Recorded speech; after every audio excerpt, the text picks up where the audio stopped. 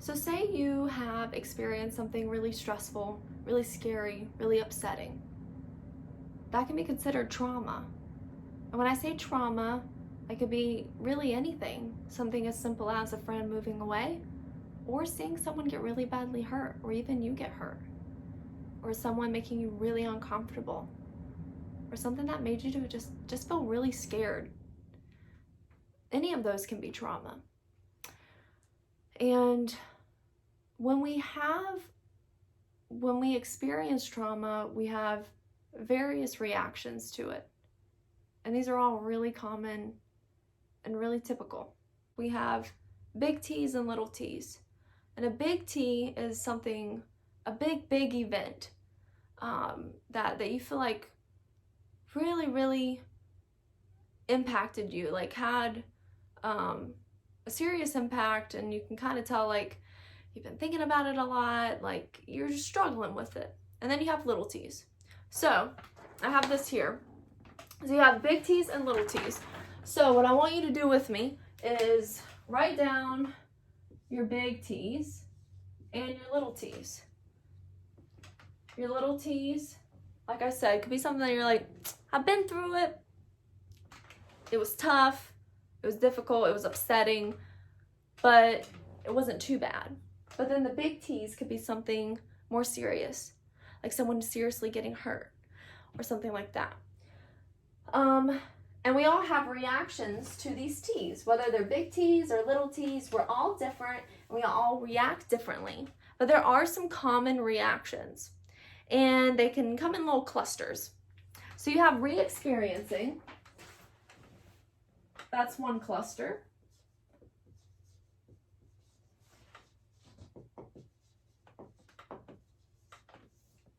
And that could be like memories popping into your head, nightmares, feeling like it's happening again, feeling upset when something reminds you of what happened, feeling like things aren't real.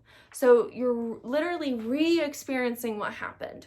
Maybe something reminds you of it and you have like a fleeting intrusive like image of what happened, or an intrusive thought of, oh man, like I remember that happening, or an intrusive memory of like something that you heard. And we store our traumatic memories differently than our like normal memories, because when we're like super duper upset, the part of our brain that's like our alarm system to tell us like that we're in trouble, when that is going off in our brain, when you feel like there's some sort of threat, we have a hard time with our filing system in the back. So the alarm part of the brain is called the amygdala. Bear with me here. And then the back part of the brain is the hippocampus. And the hippocampus is like the filing cabinet. And we can talk more about that on a different time. But when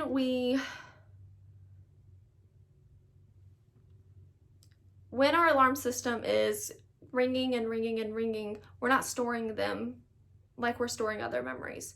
So that's why our brain kind of tricks us into thinking that it didn't have a beginning and end, but it did. The scary event had a beginning, a middle, and an end, and it ended. But the way it's stored in our brain, it doesn't feel like it ended. So that's why you're having this re-experiencing. So you keep thinking about it. You keep having reminders, having nightmares, images pop into your head. It's super typical. Another one is avoidance. So that's the next cluster of symptoms. Avoidance. You guys like my handwriting? Avoidance, you would rather just just pretend that it didn't happen, because that's easier, right? It's our brain's way of trying to cope with what happened, because thinking about it is too overwhelming. And we can talk about the window of tolerance on another day. I get really geeked out on that. I love it. The window of tolerance is super interesting, because when we get super overwhelmed, then sometimes we will get hypo-aroused and we'll get numb, and then we'll kind of not think about things, just kind of go on autopilot. But yeah. Avoidance, not wanting to talk about it, avoiding people, places, or things that remind you of what happened. If you notice yourself doing that, super typical.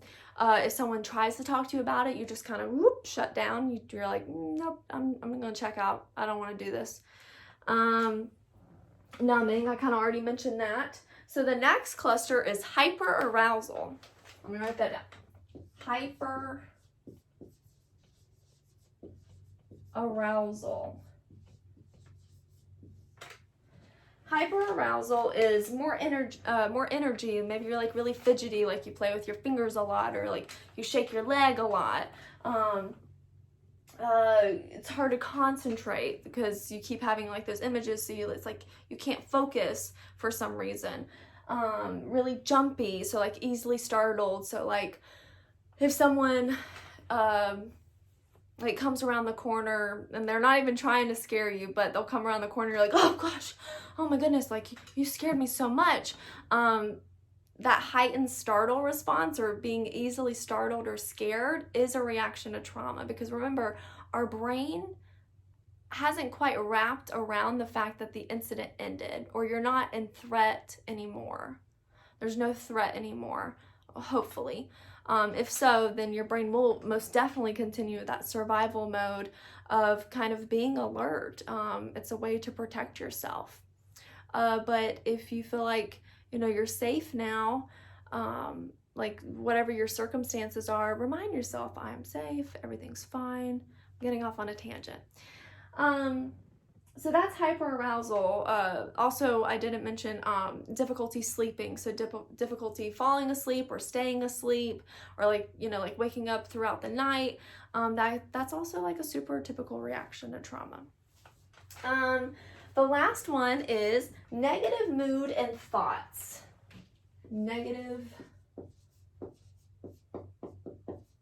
mood and thoughts. So this could be like loss of interest in things that you used to like to do, feeling sad, feeling scared, feeling guilty, angry, just like wanting to be by yourself, not really like wanting to spend time with anyone, just like wanting to hang out in your room, more so than normal, because I know you guys like to hang out in your room and that's cool. Not enjoying the things that you used to like to do, feeling like good things won't happen, kind of feeling like hopeless for the future. You're just like, I don't even know what the future's gonna look like. But remind yourself things like what do you want to do when you grow up, and things like that, and that will kind of instill some of that hope there for you. Thoughts of harming yourself, bad thoughts about yourself, like, I'm not a good person, or, no one likes me, things like that. I'm bad, this is my fault, and then having bad thoughts about the world as well. So the world isn't safe, life's not fair, things like that. So these are the 4 clusters, and there's tons of different little symptoms under there. And just kind of think and say, okay, like, oh, I noticed, a few things here and here when she talked about experiencing, or like, no, yeah, I like definitely don't want to talk about it. And just realize that, and also realize like it's a normal reaction to what you've been through, whatever you've been through. This is completely common. And also realizing that you may have noticed differences in yourself, and just having a better idea as to why you're having those is a little bit comforting. If you have questions about, certain symptoms that you're really having a hard time with, we can really nail down some good coping skills, to see what would work for you. And everyone's different. Sometimes it's trial and error, but I have a lot of experience, and based on like, if you're having one specific symptom here, I can try to pull out some ideas and that have worked on a lot of others in the past, so we can try that.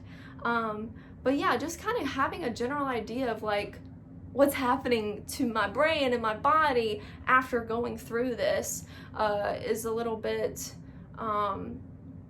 reassuring, I guess. You're not crazy, right? Yeah, so like I said, this could be after any kind of traumatic event. And when I mean traumatic, it could literally be It could be anything that you feel like has been really upsetting for you, really scary, really life-threatening. Could be something that just made you feel really, really uncomfortable and you're not sure about. And if you notice that you're having some of these reactions, that you're thinking about a lot, that you're thinking about what happened a lot, like it's popping into your head a bunch, that could mean that it may have been traumatic for you. And if it was, that's okay. So having a little bit more knowledge as to what's going on in your brain and in your body is helpful. And just let me know if you have any questions. All right, thanks.